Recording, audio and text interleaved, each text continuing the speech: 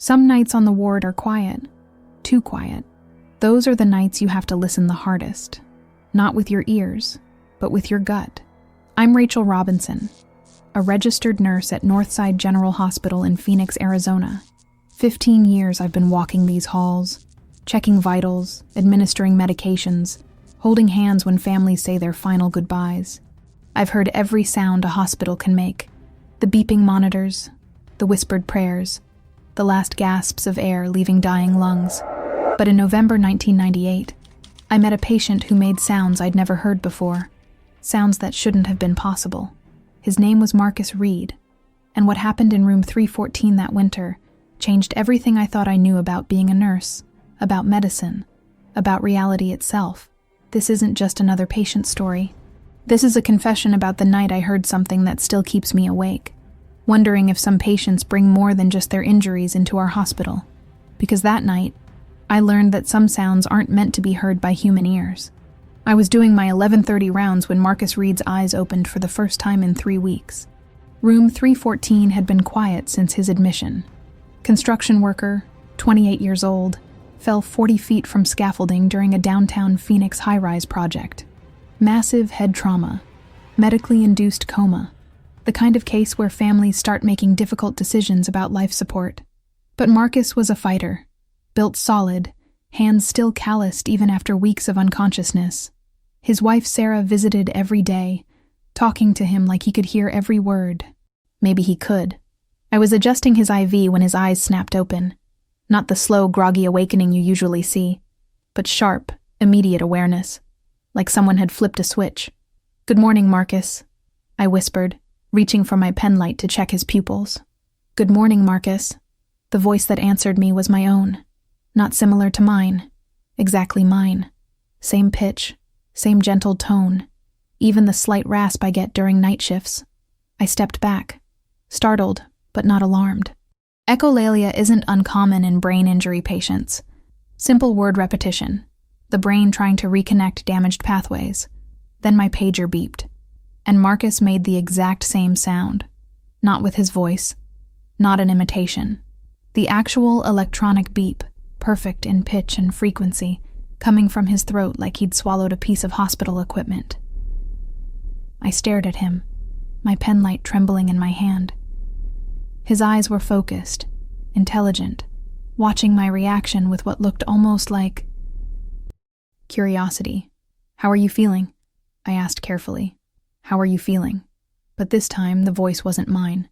It was Dr. Walsh's, the neurologist who'd been overseeing Marcus's case. Dr. Walsh, who wasn't even on duty that night, who was home asleep 30 miles away. That's when I heard my own footsteps echoing in the corridor outside his room. But I was standing perfectly still beside his bed. I couldn't move for what felt like hours, but was probably only seconds. The sound of my own footsteps continued in the hallway. Heel-toe, heel-toe. That familiar rhythm of a nurse making late-night rounds in comfortable shoes. But I was frozen beside Marcus's bed, watching his chest rise and fall in perfect synchronization with the walking sounds. "Marcus," I whispered, trying to keep my voice steady. "Do you know where you are?" He turned his head toward me, and for a moment, I saw the construction worker he'd been before the accident. Alert, focused, maybe a little confused, but essentially normal. Then he opened his mouth. "Do you know where you are?" came out in Dr. Peterson's voice from cardiology. Dr. Peterson, who worked day shift and hadn't been in the building for hours. My hands were shaking as I reached for his chart, trying to document what was happening. But how do you write down the impossible? Patient exhibits perfect vocal mimicry of staff members not present. Patient reproduces electronic sounds with his vocal cords. That's when Marcus started making other sounds. The pneumatic hiss of the automatic doors at the end of the hall. The distinctive beep beep beep of Mrs. Henderson's IV pump in room 312. The low hum of the vending machine down by the elevator bank. Each sound was perfect. Not close. Not similar. Identical. Like he was somehow channeling the entire hospital's audio environment through his damaged brain. "This isn't possible," I muttered under my breath. "This isn't possible," Marcus repeated, but in my voice from 5 minutes earlier when I'd first heard him speak, I felt the hair on my arm stand up. He wasn't just echoing what I was saying now. He was replaying sounds from moments before. like his brain had become some kind of biological recording device. But the worst part? The footsteps in the hallway had stopped, and now I could hear breathing that wasn't Marcus's, wasn't mine. Slow, deliberate breathing coming from somewhere I couldn't identify, filling the spaces between his endless reproductions of hospital sounds. I reached for the call button to get Dr. Walsh, but before my finger touched it, Marcus made the exact sound of the button being pressed, the sound I was about to make. He was echoing sounds that hadn't happened yet. Dr. Walsh arrived 20 minutes later, looking like I'd pulled him from deep sleep. His usually perfect gray hair was disheveled, and he was wearing scrubs over what looked like pajama pants. But his eyes were sharp, alert, the way they always got when something medically interesting crossed his path. "Rachel, what exactly did you observe?" he asked, pulling up a chair beside Marcus's bed. Before I could answer, Marcus spoke. "Rachel, what exactly did you observe?" Perfect inflection, identical tone. Dr. Walsh's voice emerging from Marcus's throat while Dr. Walsh was sitting right there. Dr. Walsh went pale. I watched him process what he'd just heard, watched his scientific mind trying to categorize the impossible. He started to speak again, but Marcus beat him to it. "This is neurologically unprecedented," Marcus said in Dr. Walsh's voice, but Dr. Walsh's mouth was still closed, still trying to form the words he was apparently about to say. "How is he?" Dr. Walsh began. "Doing this?" Marcus finished the sentence, still in Dr. Walsh's voice. The room fell silent except for the ambient hospital sounds, the distant hum of equipment, the whisper of air conditioning, the faint echo of conversations from the nurses' station down the hall. But then Marcus began reproducing all of it, every sound, layered on top of each other, creating a cacophony of perfectly replicated audio. But it wasn't random. There was a pattern, a timeline. He was playing back the sounds from our conversation, but not in the order they'd happened. He was mixing them with sounds from hours ago, sounds from different parts of the hospital, sounds that, "Dr. Walsh, we need a crash cart in 314. Now!" The voice was mine, desperate and urgent, but I hadn't spoken. Marcus had, using my voice to say words I'd never said, about an emergency that wasn't happening. Dr. Walsh looked at me, confusion and concern warring in his expression. "Rachel, did you—" Before he could finish, we heard running footsteps in the corridor. The crash cart team, responding to a code blue I'd never called, in a room where no emergency existed. Yet. Marcus closed his eyes and smiled, an expression so serene it made my skin crawl. Because somehow, in that smile, I could see that he knew something we didn't. Something about time, about sound, about the very nature of cause and effect. The crash cart team burst through the door, led by Nurse Jennifer Kim from the ICU. "What's the emergency?" she asked, looking around at our perfectly stable patient. "There isn't one," Dr. Walsh said slowly, but his eyes never left Marcus's face. That's when Mrs. Henderson's monitor alarm started screaming from room 312. Mrs. Henderson was in cardiac arrest. We left Marcus with Jennifer and ran to 312, where the 72-year-old woman who'd been stable all week was crashing fast. It took 30 minutes to get her back. 30 minutes of CPR and medications and electric shocks that brought her heartbeat back from nothing. When we returned to Marcus's room, he was sitting up in bed, looking more alert than any patient should after 3 weeks in a coma, and he was talking to Jennifer, but not in the way you'd expect. "How long have you been a nurse?" Jennifer was asking. 8 years, Marcus replied, but in Jennifer's own voice. Not just her words, her voice, her accent, even her slight lisp from a childhood dental injury. Jennifer looked confused. That's what I was going to say. 8 years. But you asked me the question. "I know," Marcus said, switching back to his own voice for the first time since awakening. The sound was rougher than his echoes, like his real voice was struggling to compete with all the others he carried.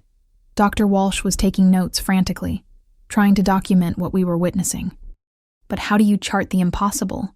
How do you write down that your patient seems to be collecting not just sounds, but entire conversations from people who weren't even present when the words were first spoken? "Marcus," I said carefully, approaching his bed. "Can you tell me your wife's name?" "Sarah," he said in his own voice. Then, in a voice I didn't recognize, soft and feminine with a slight southern accent. "Baby, can you hear me? The doctors say you might wake up soon. I've been here every day talking to you, hoping." My blood went cold. That was Sarah's voice. Sarah's words from one of her bedside vigils. But she was at home, asleep, had been for hours. Marcus was somehow playing back conversations from days or weeks ago, storing every word, every intonation. "How many voices can you do?" Jennifer asked, fascination overriding her professional caution. Marcus looked directly at her and began. First Dr. Walsh's voice, then mine, then Dr. Peterson's, then Sarah's. But he didn't stop there. He cycled through voices I recognized.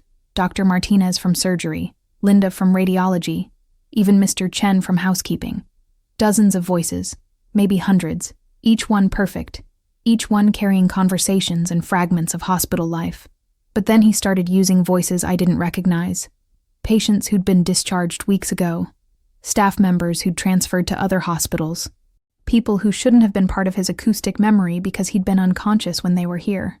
"Where are these voices coming from?" Dr. Walsh whispered. Marcus stopped mid-sentence and looked at him with eyes that seemed far too knowing for someone who'd just emerged from a coma. "From everywhere," he said in a voice none of us recognized, ancient and tired. "Sound doesn't disappear, doctor. It just waits." The lights in the room flickered once, twice, then went out completely. In the darkness, Marcus whispered in my grandmother's voice, a woman who'd been dead for 10 years. "Rachel, honey, some doors should never be opened." The emergency lighting kicked in, bathing the room in an eerie red glow that made everything look like a scene from a nightmare. But Marcus wasn't finished. In the crimson darkness, he began to speak in voices that couldn't possibly exist in his memory. "Mama, I'm scared," came a child's voice, high and trembling. "It's okay, sweetie. The surgery will help you feel better," replied another voice, gentle and maternal. I recognized that exchange. Room 314, 18 months ago. A 7-year-old boy named Tommy Peterson, preparing for appendix surgery. His mother holding his hand, whispering comfort in the same bed where Marcus now lay. But Marcus had been building houses across town 18 months ago, not lying unconscious in our hospital. There was no way he could have heard those words. "Dr. Walsh," I whispered, my voice barely audible above the sound of my own heart pounding. "He's replaying conversations from before his accident, from this specific room." Dr. Walsh was frantically checking Marcus's chart by flashlight, but I could see his hands shaking. 27 years of medical practice, and he was witnessing something that challenged everything he'd learned about how the human brain works. "The room," Marcus said suddenly in his own voice, clearer than before. "It remembers everything, every word ever spoken here, every breath, every heartbeat. I can hear them all." The main lights flickered back on, but something had changed in Marcus's eyes. They were wider now, pupils dilated not from brain injury, but from something that looked like terror. "Make it stop," he pleaded, his real voice cracking with exhaustion. "I can hear everything that's ever happened here, everything that's going to happen. It's so loud I can't think." That's when I realized the true horror of his condition. Marcus wasn't controlling these echoes. He was trapped inside them, drowning in an ocean of temporal sound that was pouring through his damaged brain like water through a broken dam. "The woman in the bed before Tommy," he continued, tears streaming down his face. "Mrs. Rodriguez. She kept asking for her husband, but he'd already died in the car accident. The nurses didn't have the heart to tell her. And before her, the man with lung cancer who called his daughter in Seattle every night, begging her to visit before it was too late." And Jennifer grabbed my arm. "Rachel, how could he possibly know about Mrs. Rodriguez? That was 2 years ago, and the family requested complete privacy. He knows, because the room knows," Marcus whispered, looking directly at me. "And now it's spreading." As if to prove his point, the IV pump in Mrs. Henderson's room began beeping in a pattern that spelled out "help" in Morse code, a pattern none of our equipment was programmed to make. Dr. Sartaum. Walsh's pager went off, then mine, then Jennifer's, all at the same time, all with the same impossible message scrolling across the tiny screens. Sound doesn't die. Over the next 48 hours, everything changed. Not just for Marcus, but for me. The acoustic anomalies weren't contained to room 314 anymore. They were spreading like some kind of auditory infection, and I was patient zero among the staff. Other nurses started avoiding me during shift changes, whispering when they thought I couldn't hear. But I could hear everything now. Conversations 3 rooms away, whispered concerns about my mental state, even thoughts that felt like they were being spoken aloud. Rachel's been acting strange since she started caring for the Reed patient, I heard Jennifer tell Dr. Martinez in the break room. I was in the supply closet 40 feet away, but her words came through clear as if she were standing beside me. The patients were experiencing it too, but differently. Mrs. Chen in 407 kept asking me why her late husband was reading to her at night. Mr. Thompson insisted his deceased mother was humming lullabies through the ventilation system. But when I tried to document these incidents, the words looked insane on paper. Patient reports, auditory hallucinations of deceased family members. That's what it looked like in medical terminology. Textbook psychiatric symptoms. But I knew better. I knew because I was hearing them too. My grandmother's voice had started following me home. Not just during my shifts, but in my car, in my apartment, in the shower. She'd give me cooking advice like she used to when I was 12. Her voice so clear I'd find myself answering her aloud, before remembering she'd been dead for 10 years. "You're losing it, Rachel," I whispered to myself during a bathroom break, staring at my reflection in the mirror. My eyes had developed the same haunted quality I'd noticed in Marcus. Dark circles, that 1,000-yard stare of someone who'd seen too much. "Doctor." Walsh cornered me after our 3rd emergency meeting about Marcus's case. "I need you to document everything you're experiencing," he said, but his eyes held concern that went beyond professional interest. "Every voice, every sound. We're in uncharted territory." But how could I document that I'd started hearing my ex-husband apologizing for the affair? How could I write in a medical chart that my mother's voice had been reading me bedtime stories during my lunch break? How could I explain that sometimes I knew exactly what patients were going to say before they opened their mouths? I was becoming like Marcus, and the realization terrified me more than any medical mystery I'd ever encountered. Marcus himself was deteriorating rapidly. 15 pounds lost in 2 days. Hair going gray. That haunted look in his eyes growing deeper. During his rare lucid moments, he'd look at me with something that might have been pity. "I'm sorry, Rachel," he told me one evening when the other staff had gone home. "I didn't mean for this to happen to you too."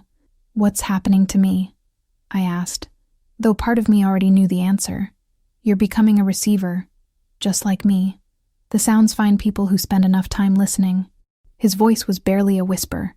"But you still have a choice I don't have anymore." "What choice?" "You could walk away, transfer to another floor, another hospital, get far enough away before it's permanent." I stared at him, this broken man who'd become something impossible, and realized I was standing at a crossroads.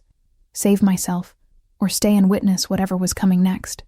That night, alone in his room during the graveyard shift, Marcus did something that sealed my fate. He stopped echoing other voices and began speaking in his own voice, but describing things that hadn't happened yet. "Dr. Walsh will arrive in 17 minutes, he said, his voice hollow and distant. "He'll be carrying black coffee, no sugar. His eyes will be red from crying about his daughter." I checked my watch. 3:42 a.m. Dr. Walsh wasn't scheduled until morning rounds. 17 minutes later, Dr. Walsh walked through the door carrying black coffee, eyes red-rimmed from recent tears. "Mrs. Henderson will flatline again in 6 minutes," Marcus continued without acknowledging the doctor's arrival. "But this time, she won't come back." As we ran to room 312, I realized I'd made my choice. I wasn't walking away. Whatever was happening to Marcus, whatever was happening to me, I needed to see it through to the end, even if it meant losing myself in the process. Mrs. Henderson's death shattered something inside me, but not for the reasons you'd expect. It wasn't the loss of a patient. That's part of nursing, something we all accept. It was the knowledge that Marcus had predicted it, and the growing certainty that I was losing my grip on reality. "Nurse Robinson, we need to talk." Chief of Staff Dr. Patricia Reeves cornered me in the break room the next morning, her expression a careful mask of professional concern. Behind her stood Dr. Walsh and Jennifer Kim, looking like they'd rather be anywhere else. There have been some concerns raised about your recent behavior, Dr. Reeves continued, her voice gentle but firm. Multiple staff members have reported that you've been anticipating patient needs in ways that seem unusual. I felt my stomach drop. I don't understand. Yesterday, you prepared a crash cart 15 minutes before Mr. Garrison called for help with chest pains. Last week, you had Mrs. Chen's anxiety medication ready before she even reported feeling distressed. Dr. Reeves consulted her notes. How did you know? The room fell silent, except for the hum of the fluorescent lights. How could I explain that I'd been hearing their voices before they spoke? That conversations were bleeding through time, reaching my ears minutes or hours before they actually happened. I've been working this floor for 15 years, I said carefully. You develop instincts. This goes beyond instincts, Rachel. Dr. Walsh's voice was heavy with concern. We're recommending you take some time off. Get evaluated. Make sure you're not experiencing some kind of stress-related breakdown. The word breakdown hit me like a physical blow. They thought I was losing my mind. Maybe I was. And Mr. Reed? I asked, though I already knew the answer. Will be transferred to Dr. Martinez's care immediately. That night, I went to Marcus's room one last time before my forced leave began. He was sitting up in bed, looking more lucid than he had in days, as if he'd been waiting for me. They don't believe you, he said without preamble. No, they think I'm having a psychological break. Are you? I stared at him. This man who'd become something impossible, something that challenged everything I thought I knew about reality. I don't know anymore. I hear things, Marcus.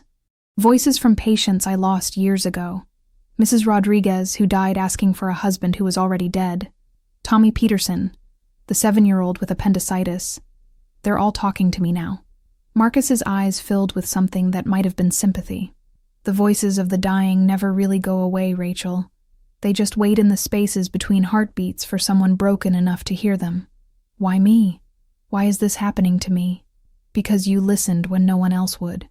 Because you stayed when everyone else walked away. The sounds need a voice, and voices need someone willing to carry them forward. I felt tears streaming down my face. Tears I'd been holding back for days. I used to love nursing. I used to feel like I was helping people. Now I feel like I'm drowning in other people's memories. There's still time to save yourself, Marcus whispered. Take the leave. Stay away from hospitals. Find somewhere quiet where the voices can't reach you. Before it's too late.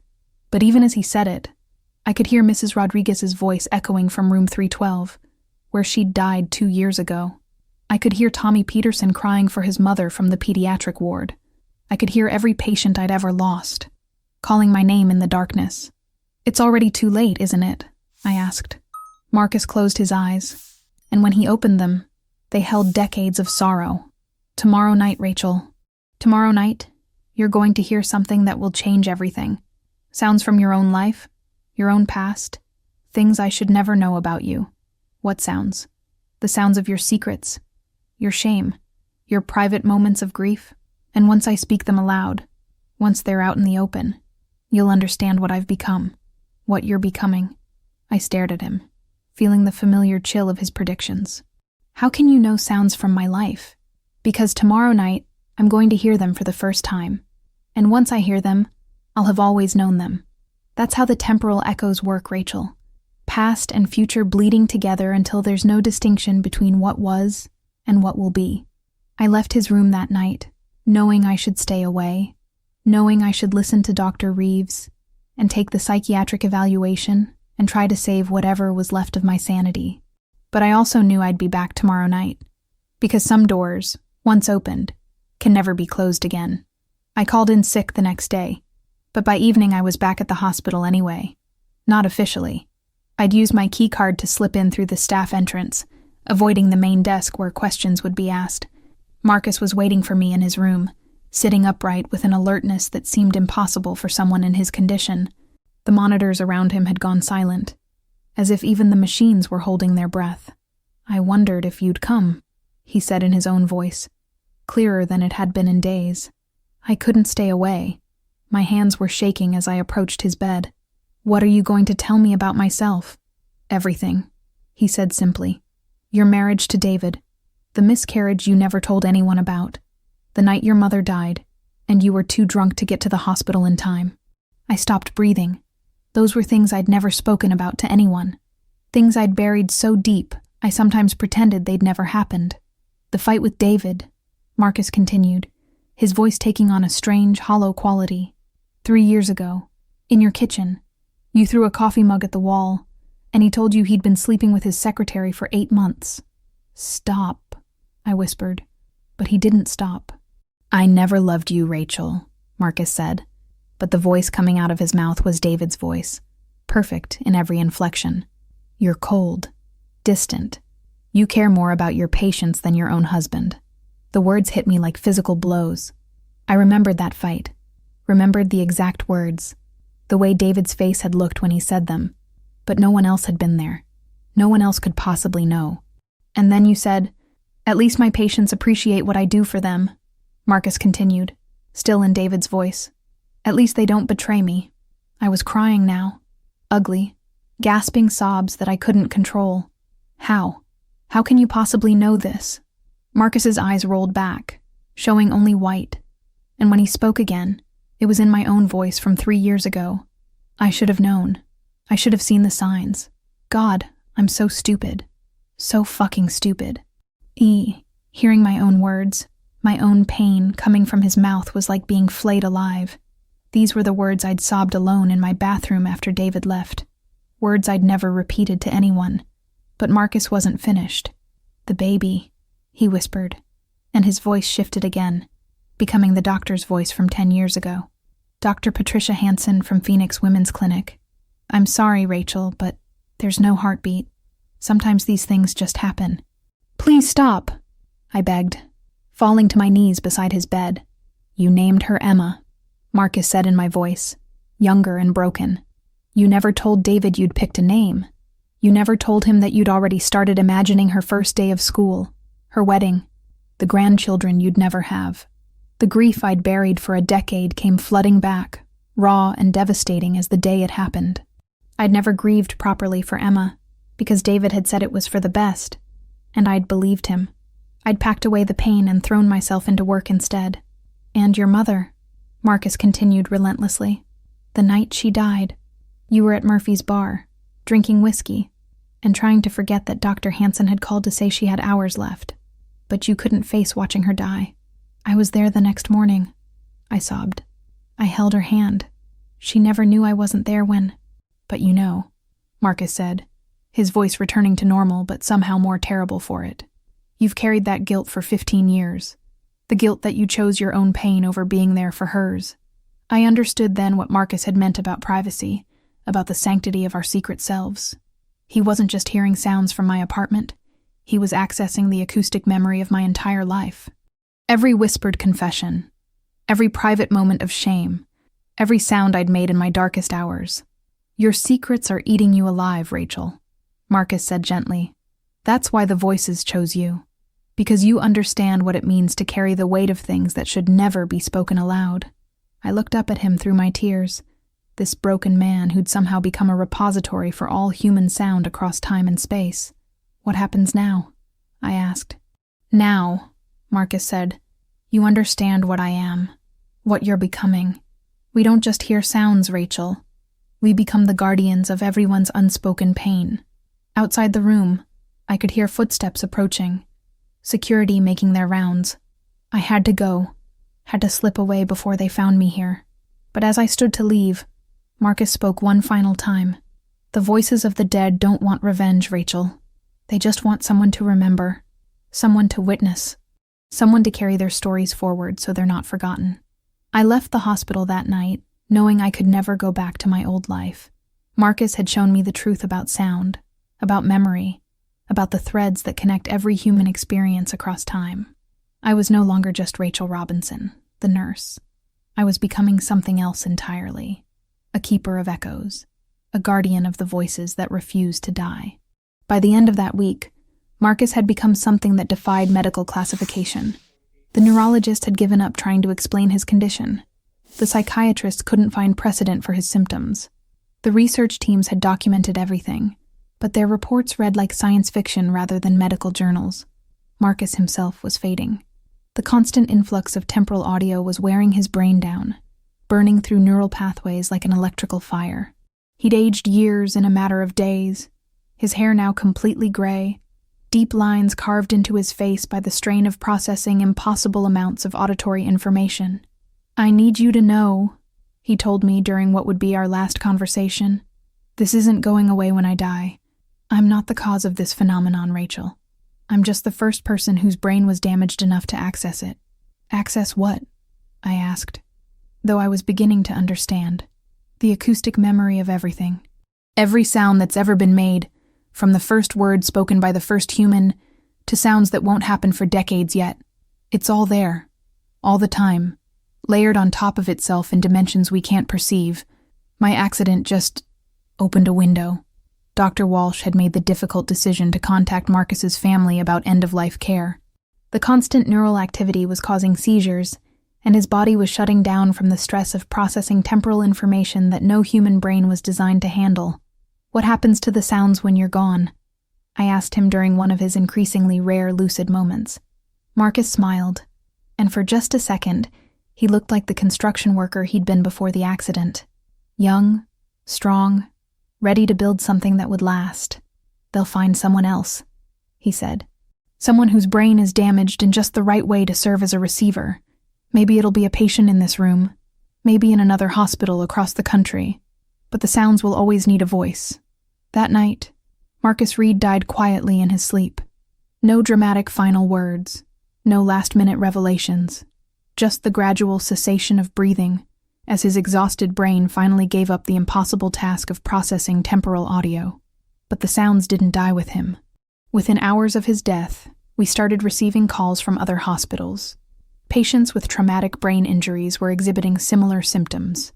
A car accident victim in Denver was reproducing conversations from the 1950s. A stroke patient in Miami was echoing voices that wouldn't speak for another decade. And me? I never stopped hearing things before they happened. Conversations that would take place the next day. Phone calls that wouldn't ring for hours. Sounds from my apartment that Marcus had somehow imprinted on my consciousness, creating an acoustic link between my present and my private spaces that distance and time couldn't break. The worst part wasn't the invasion of privacy or the violation of natural law. The worst part was knowing that Marcus had been right about everything. Sound doesn't disappear. It doesn't fade away or get lost in the noise of everyday life. It waits. In spaces between seconds, in dimensions parallel to our own, in the quantum foam where past and future blur together into an eternal present. And sometimes, when a human brain is damaged in just the right way, it can hear all of it at once. 3 months after Marcus Reed's death, I transferred to a different hospital. I couldn't walk past room 314 without hearing echoes of conversations that had never happened. Voices of patients who had never been admitted.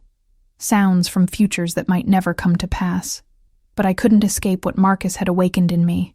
The temporal audio phenomena followed me to my new job at Desert View Medical Center, then to the small clinic in Sedona where I tried to start fresh, then finally to the private practice where I thought I could limit my exposure to the kind of traumatic brain injuries that seemed to trigger the condition. It didn't matter. Once you've heard the acoustic memory of everything, you can't unhear it. The ability spreads, person to person, through prolonged exposure to those who carry the temporal echoes. I was patient zero in a contagion of impossible perception. Dr. Walsh retired early, claiming stress-related health issues. Jennifer Kim left nursing entirely, saying she couldn't trust her own senses anymore. The research teams published their findings in obscure journals that nobody read, their reports dismissed as case studies in mass hysteria or elaborate hoaxes. But I know the truth. Marcus Reed didn't die from his injuries. He died from drowning in the acoustic memory of eternity, overwhelmed by sounds that spanned centuries and violated every law of physics we thought we understood. And now there are others like him. Patients whose brain injuries have opened windows into the temporal dimensions where sound lives forever. Each one serves as a receiver for a few months or years before the strain burns out their neural pathways. But before they die, they pass the ability on to those who care for them. I've learned to manage it, to filter out most of the temporal noise that constantly threatens to overwhelm my consciousness. But sometimes, late at night when I'm alone in my apartment, I hear Marcus's voice echoing through the walls. "The sounds never die, Rachel," he whispers in that hollow tone I remember so well. They just find new voices to carry them forward. He's right. 6 months ago, I started visiting a young woman named Lisa Martinez at Phoenix General. Car accident, traumatic brain injury, the same type of damage that opened Marcus's mind to the impossible. She's been in a coma for 2 weeks, but yesterday her eyes opened for the first time. "Good morning, Lisa," I said, checking her pupils with a penlight. "Good morning, Lisa," she replied in my exact voice. Then she made the sound of my pager beeping, a sound that wouldn't happen for another 30 seconds. I should walk away. I should transfer her care to someone else, protect them from what's coming, prevent the temporal audio contagion from spreading to another innocent healthcare worker. But someone needs to document what happens next. Someone needs to witness the impossible and record it for whatever researchers might eventually find a way to understand it. Because Marcus was right about everything. The sounds never die. They just wait, patient and eternal, for brains damaged enough to hear them. And Lisa Martinez is about to become their newest voice.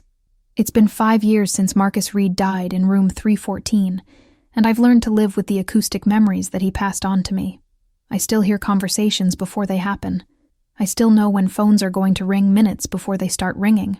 I still wake up sometimes to the sound of my mother's voice, or my grandmother's laughter, echoing from decades past. But I've also learned something that Marcus never had time to understand. The temporal audio phenomena isn't just about receiving sounds from across time and space. It's about connection. Every voice I've heard, every echo I've experienced, represents a human life, a moment of joy or sorrow, or simple everyday existence that would otherwise be lost forever. Marcus called it a curse, and maybe it is, but it's also a form of immortality. Every word we've ever spoken, every laugh, every cry, every whispered "I love you" in the darkness, none of it disappears. It all continues, resonating through dimensions we can't see, waiting for someone with the right kind of damaged brain to give it voice again. I'm still a nurse. I still care for patients with traumatic brain injuries. And yes, sometimes I encounter others like Marcus, like Lisa, like the growing number of people whose accidents have opened them to the acoustic memory of everything. I stay with them. I document their experiences. I help them understand that they're not going crazy, that the voices and sounds pouring through their consciousness are real, that they've become receivers for something far larger than themselves. And when they die, because they always die, burned out by the impossible strain of processing temporal audio, I carry forward what they've taught me about the nature of sound, memory, and the hidden connections that bind all human experience together. Some people think I'm crazy. Most of the medical establishment has written off our findings as elaborate hallucinations brought on by brain trauma. But I know what I've heard, what I continue to hear every day. Sound doesn't die. Love doesn't fade. The voices of everyone who came before us are still speaking, still laughing, still crying, still whispering secrets in the spaces between heartbeats. We just need the right kind of broken mind to hear them. The weight of carrying these impossible memories forward never gets lighter. Every day I wonder if I should have walked away from Marcus Reed that first night, if I should have protected myself from the acoustic contagion that would change everything I thought I knew about reality. Where are you watching this from? What time is it? Because cases like this make you question everything you think you know about the nature of consciousness and the boundaries between past, present, and future. If this case disturbs you as much as it disturbed me, leave a like so more people can hear about these unexplained medical mysteries that challenge everything we believe about human perception. And if you want to explore more cases that prove our understanding of the brain is still in its infancy, subscribe and join this investigation into the impossible. These stories need to be told. These experiences need to be documented, even when the medical establishment refuses to acknowledge what we're witnessing. Share this video with someone who questions what's really possible when the human mind is pushed beyond its normal limitations.